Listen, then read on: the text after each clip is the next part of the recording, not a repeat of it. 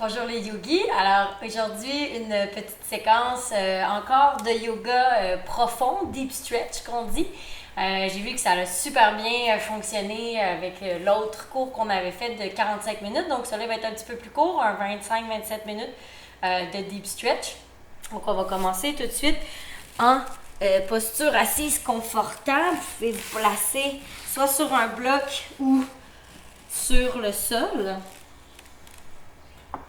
Donc, on prend un bloc, si on en a besoin, on le met en dessous des fessiers. On tasse la chair des fesses, puis on plie les deux jambes devant l'une de l'autre. On prend le temps de rouler les épaules vers l'arrière, d'amener la tête dans le prolongement de la colonne. On prend le temps d'observer notre respiration, de respirer longuement.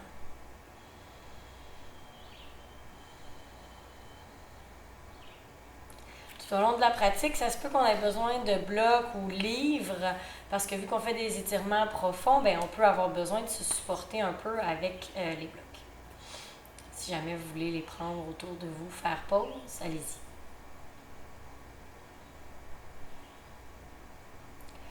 On revient à l'observation du souffle. À chaque inspire, le ventre se gonfle vers l'avant. À chaque expire, doucement, le nombril se rapproche de la colonne. Inspire, gonfle. Expire, reviens.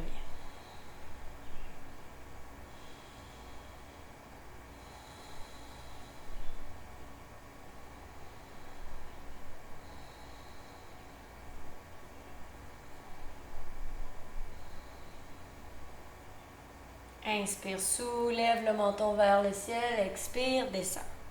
Viens porter le menton vers la poitrine. Répète au rythme de la respiration. Inspire vers le ciel. Expire vers le bas.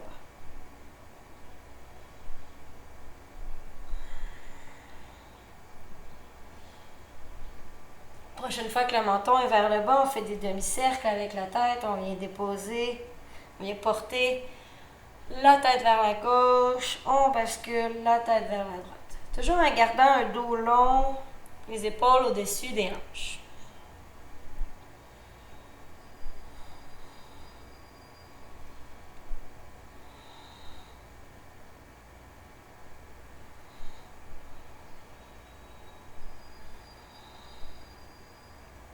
Excellent. On peut prendre une sangle ou tout simplement une ceinture, quelque chose qu'on a sous la main. On va venir faire un étirement d'épaule qui est assez intense. Donc, prenez la sangle, venez la dérouler. On la plie en deux. Puis, si vous avez juste un chandail, des pantalons, quelque chose autour de vous, allez-y. Vous pouvez même le faire sans outils. Là. Vous pouvez le faire sans corde.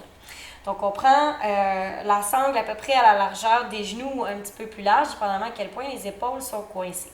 Inspire, soulève les mains vers le ciel. Juste ça ici, de venir porter les mains légèrement derrière la tête. On vient tirer les aisselles, on vient faire une belle compression au niveau des épaules. On essaie de penser à descendre les omoplates dans le bas du dos, rouler les épaules vers l'arrière. On essaie d'aller porter les mains à l'arrière de la tête le plus possible. Puis on respire profondément.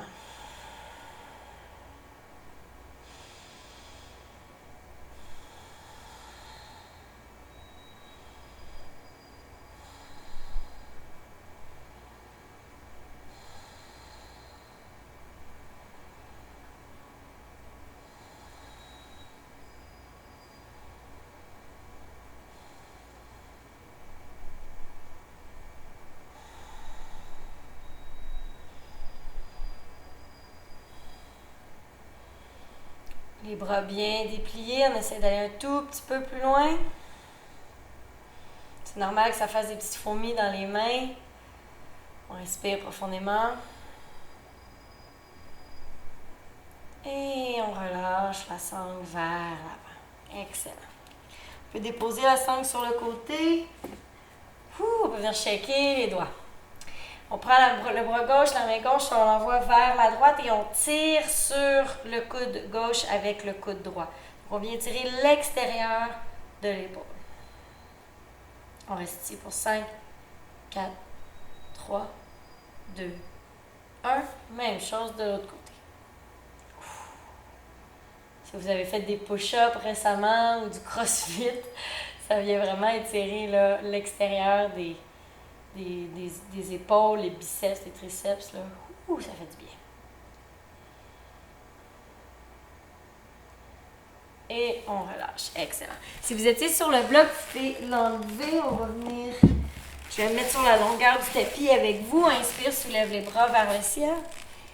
Expire, plonge vers l'avant pour la première fois de la pratique. On allonge la colonne vertébrale. On essaie d'aller porter les mains le plus loin possible à l'avant de soi. Si vous êtes seulement ici, il n'y a pas de problème. On essaie de juste se concentrer puis d'amener vraiment le plus possible le tronc vers le sol et vers l'avant. Vous pouvez être sur le bout des doigts ou peut-être descendre jusqu'aux avant-bras. Peut-être marcher les doigts vers l'avant pour venir le plus près possible du sol. Peu importe où est votre limite, on y reste et on respire pour 5.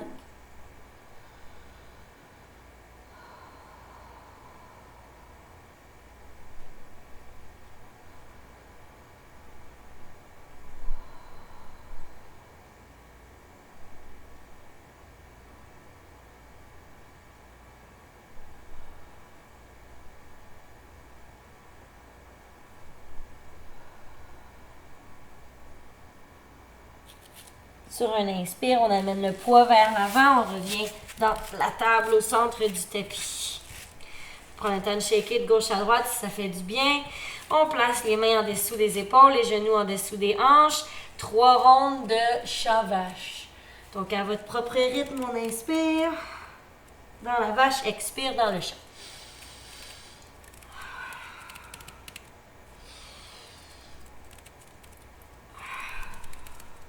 Excellent. On revient dans une table.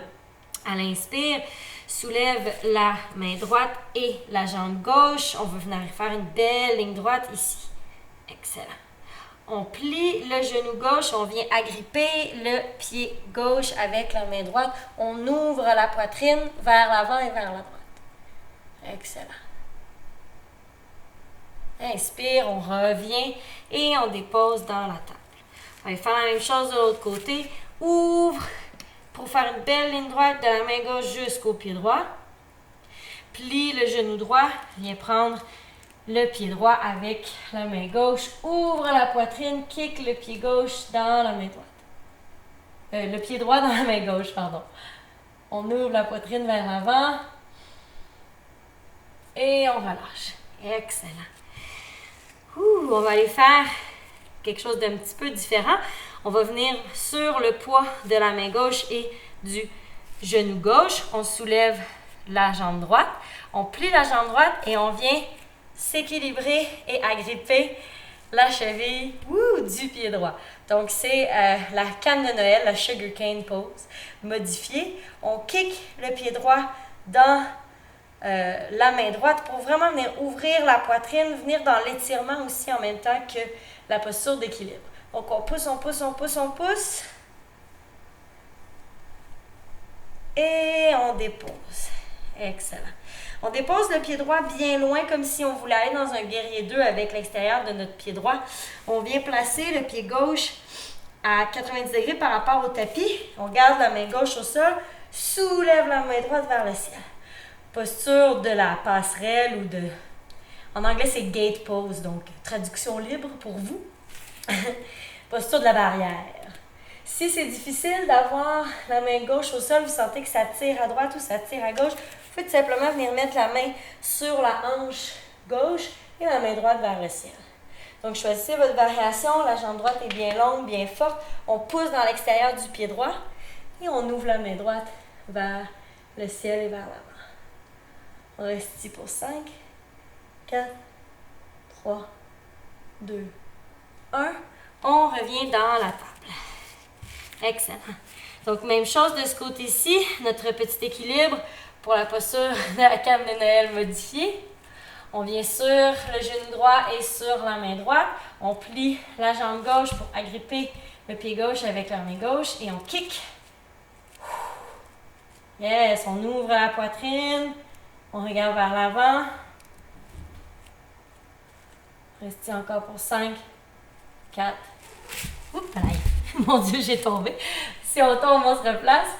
3, 2, 1. Et on s'en va dans notre posture de la barrière. On allonge le pied gauche vers le bout du tapis et la jambe droite est perpendiculaire au tapis. Main droite au sol, sous l'épaule droite, soulève à l'inspire, la main gauche vers le ciel et vers l'avant. Donc, posture de la barrière, gate pose. On respire ici, on pousse les hanches vers le ciel, on ouvre la poitrine. Selon le confort de notre cou, on peut regarder vers le ciel, vers le sol ou vers l'avant. Et on respire.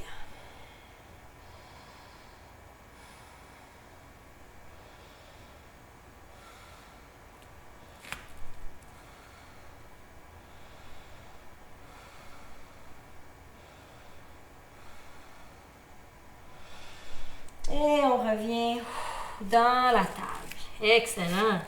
Une autre posture de deep stretch qui est super le fun à faire, qui fait du bien en fait. Moi, je suis rendue que je trouve ça le fun. On s'en va dans le bébé bienheureux, pas le bébé bienheureux, le bébé chien ou le cœur fondant. Donc, il y a deux noms pour cette posture-là.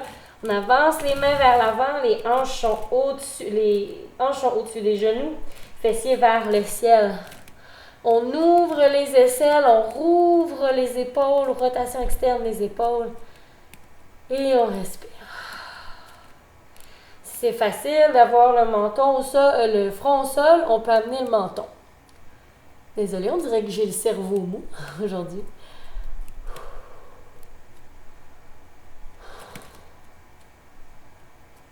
Un peu comme dans le chien tête en bas, on veut sentir l'étirement au niveau des aisselles. Belle compression au niveau des omoplates.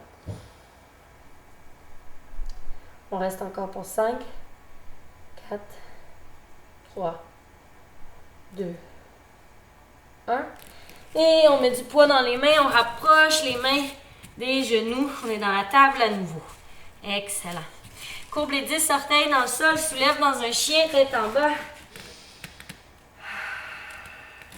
C'est la différence entre le chien tête en bas et le bébé chien. Peut-être plier un genou à la fois pour étirer l'arrière des jambes. Si c'est le premier moment de yoga dans la journée, on a peut-être tendance à avoir les ischio-jambiers un petit peu coincés. On veut pousser les hanches vers le ciel et on veut étirer l'arrière des ischio-jambiers, tirer les mollets et les talons vers le sol. Good. Inspire, amène le poids vers l'avant dans la table. On va faire un petit vinyasa, pas dans la table, pardon, la planche. Difficile aujourd'hui. Expire, chaturanga. Inspire dans le cobra ou le chien tête en haut. Expire, le chien tête en bas. Tiens, pourquoi pas 2 autres petits vinyasa juste pour m'aérer le cerveau. Expire, chaturanga. Inspire, chien tête en haut. Expire, chien tête en bas. Un petit dernier, là, vous allez être content après. Dans la planche, chaturanga. Inspire, chien tête en haut. Expire, chien tête en bas. Excellent. Inspire, soulève la jambe droite vers le ciel. Ouvre la hanche en amenant le genou droit vers le ciel. Tourne peut-être la cheville ici. Tourne le genou. Pour bien délier la hanche. À l'inspire, viens déposer le pied droit à l'avant du tapis. Dépose le genou gauche au sol. On vient juste commencer à réveiller l'arrière de la cuisse droite. Réveiller le psoas gauche aussi. On peut bouger légèrement de l'avant à l'arrière. Ce qui est confortable pour nous aujourd'hui.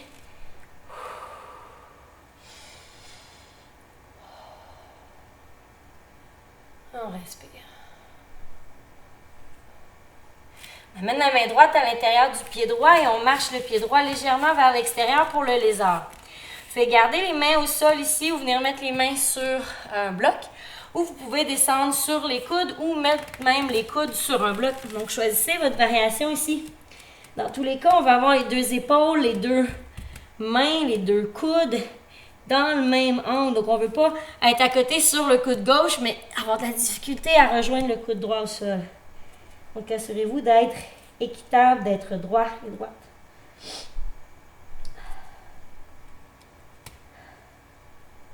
Inspire, reviens sur les mains et marche le pied droit vers la gauche pour le demi-pigeon, un grand classique des cours de deep stretch. On recule la jambe gauche à l'arrière et la jambe droite à l'avant est parallèle à l'avant du tapis, ou presque. On inspire, on allonge la colonne vertébrale, à l'expire, on plonge vers l'avant et on reste pour une bonne minute dans le demi-pigeon.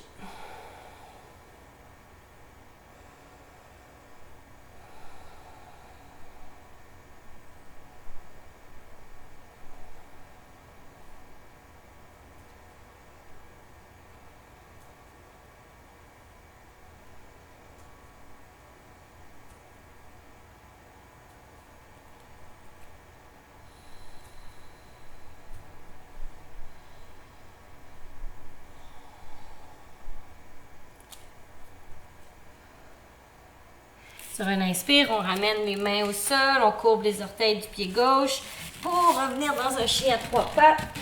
On allonge la jambe droite, on dépose la jambe droite près du pied gauche. Même séquence de ce côté-ci, soulève le pied gauche, viens le porter entre les deux paumes, dépose le genou droit au sol. Viens basculer légèrement de l'avant à l'arrière, mais vraiment tout doucement. On fait ce qui nous est confortable aujourd'hui. On peut peut-être basculer de gauche à droite, le tester. Venir placer les paumes complètement à plat au sol ou peut-être venir sur les bouts des doigts. Toujours en gardant les épaules loin des oreilles. On vient étirer aujourd'hui le psoas et les ischio-jambiers pour aller éventuellement travailler notre split. Donc là, on ne se rendra pas là aujourd'hui, mais l'idée, c'est de le pratiquer, de travailler des muscles différents pour venir cibler cette posture-là, Hanumanasana, qui est un étirement extrêmement profond.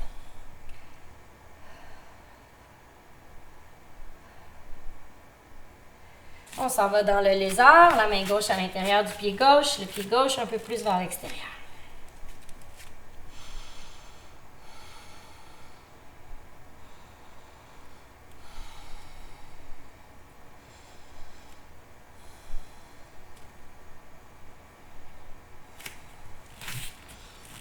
Peut-être qu'on peut aller sur les coudes dans le lézard.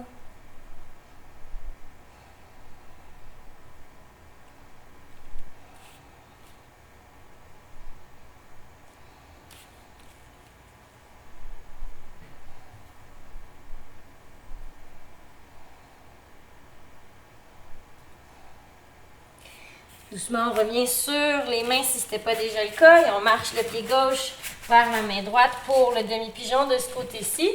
On recule la jambe droite en ligne droite avec la hanche. À l'inspire, on soulève le tronc, on soulève, on allonge. À l'expire, on plonge vers l'avant. On reste pour 1 minute dans la posture.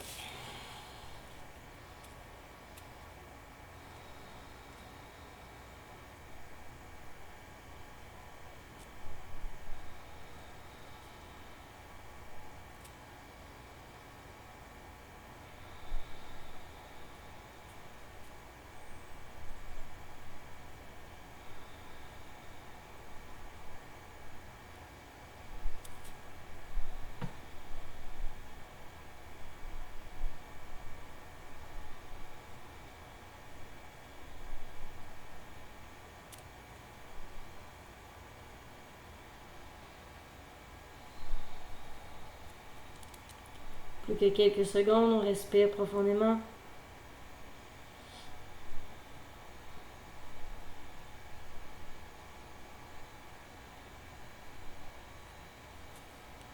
Sur un inspire, on revient sur les paumes. Si ce n'était pas déjà le cas, on bascule sur la hanche gauche, on amène la jambe droite vers l'avant. Excellent. Les deux jambes devant soi, on peut prendre le temps de shaker les pieds, tapoter les cuisses dans le sol.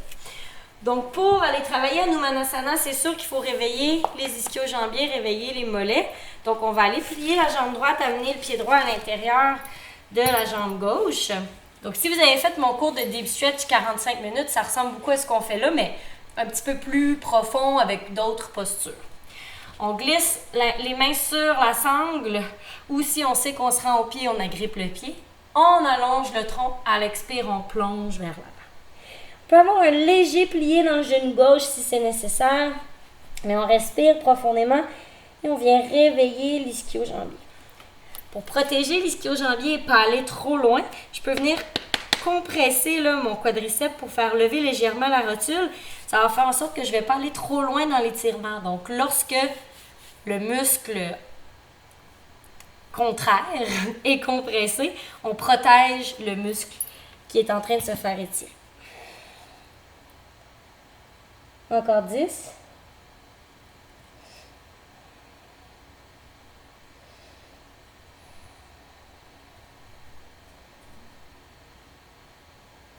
Et on déroule la colonne vertébrale, on vient faire la même chose de l'autre côté. Le pied gauche à l'intérieur de la cuisse droite, la sangle en dessous du pied droit. Allonge le tronc à l'inspire, à l'expire, plonge vers l'avant. On reste pour une bonne minute dans la posture.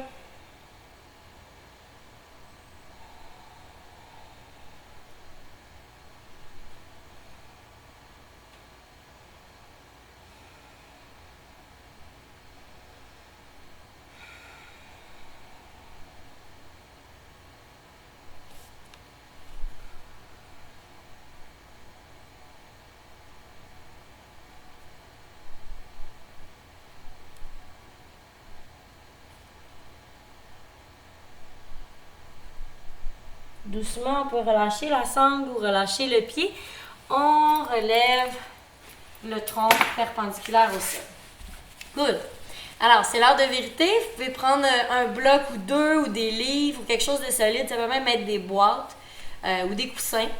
Mais là, grayez-vous, l'heure est venue. Donc, on vient dans la table. Pour aller dans Anusasana, vous pouvez prendre vos blocs, les mettre de chaque côté de vous. On va commencer par la jambe gauche à l'avant. Donc, je viens déposer mon pied gauche à l'avant, un peu comme dans la fente basse tout à l'heure. Je recule mon pied droit à l'arrière le plus possible. Et doucement, j'avance mon pied gauche vers l'avant. Si pour moi ici, c'est la limite, je peux rester ici, il n'y a pas de problème. L'idée, c'est de peu à peu, comme dans toute pratique du yoga, venir tester et éloigner là, ma limite. Vous pouvez aussi venir placer le pied sur une serviette ou un tapis à l'extérieur de votre tapis de yoga, puis laisser glisser le pied à l'avant. Ça peut être une façon de fonctionner. Donc, doucement, je descends vers l'avant, soit en reculant le genou à l'arrière ou en avançant mon talon droit, mon talon gauche à l'avant.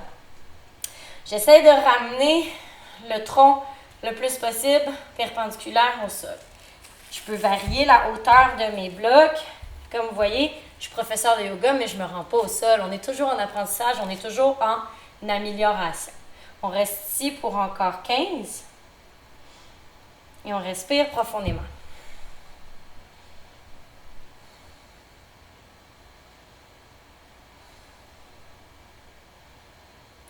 3, 2, 1. Doucement, avec délicatesse, grâce et force, je viens ramener la jambe gauche vers moi. Je vais faire la même chose de l'autre côté. Donc, on veut toujours équilibrer en yoga. Je prends mes blocs sur la plus grande hauteur. Je m'en vais dans la fente basse avec la jambe droite à l'avant. Et peu à peu, j'avance mon pied droit à l'avant. Je recule mon genou gauche à l'arrière jusqu'à ma limite. Je peux changer la hauteur des blocs et ramener le tronc perpendiculaire au sol le plus possible. Je reste à ma limite et je respire pour un autre petit 15 secondes.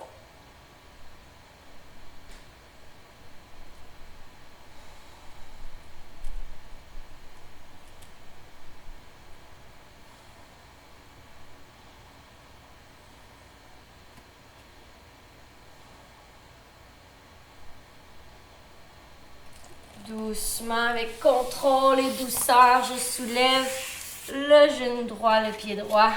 Je ramène les deux genoux ensemble. Je peux venir m'asseoir sur les genoux, déposer les hanches sur les genoux à l'arrière de soi. Excellent. On va aller faire une dernière posture d'étirement profond. Vous pouvez vous accoter sur un mur ou sur un coin de mur comme ça ou sur un meuble. On va aller faire le grand écart. Donc, venez placer vraiment les pieds sur le mur ou sur le meuble. Ou vous pouvez le faire aussi sans rien si vous n'avez rien. Les mains viennent en arrière des hanches pour m'aider à vraiment avancer le plus possible mes hanches. Et puis amener le tronc à 90 degrés. Je vais avoir les genoux qui pointent dans la même direction que les orteils. Et doucement, je peux amener les mains à l'avant de soi et tirer vers l'avant pour éventuellement, peut-être, venir déposer les coudes au sol, la tête au sol. On reste ici pour 30.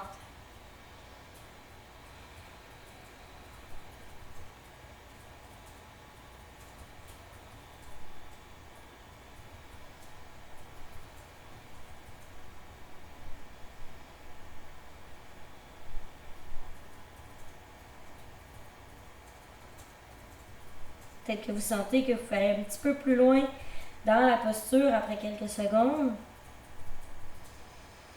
Allez-y et respirez.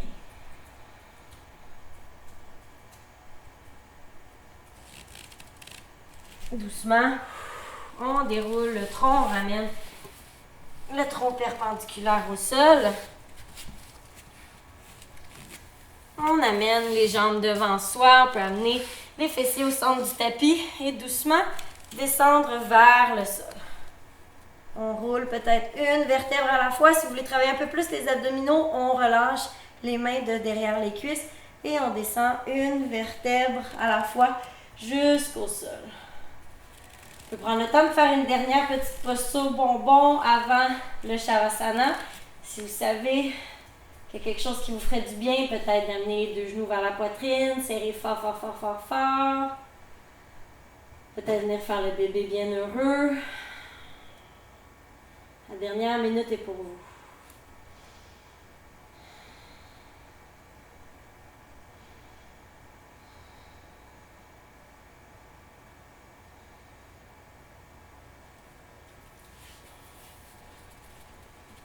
On relâche les jambes, on les allonge devant soi pour qu'on se retrouve tous en Shavasana au sol. Les paumes vers le ciel, les pieds relâchés de chaque côté. On relâche les muscles du visage, on relâche l'ensemble des muscles du corps. Comme à la fin de chacune de mes vidéos, je réitère l'importance de faire le Shavasana. Je vous invite donc à rester dans la posture pour un bon 5 à 10 minutes. Puis je vous invite aussi à vous assurer qu'il n'y a pas la lecture automatique d'activer sur votre compte YouTube pour laisser la vidéo se terminer et vous laisser vous reposer dans le Shavasana avant qu'une autre vidéo commence. N'hésitez pas à me laisser des commentaires, abonnez-vous à la chaîne, puis continuez de yogater. Merci beaucoup. Namaste.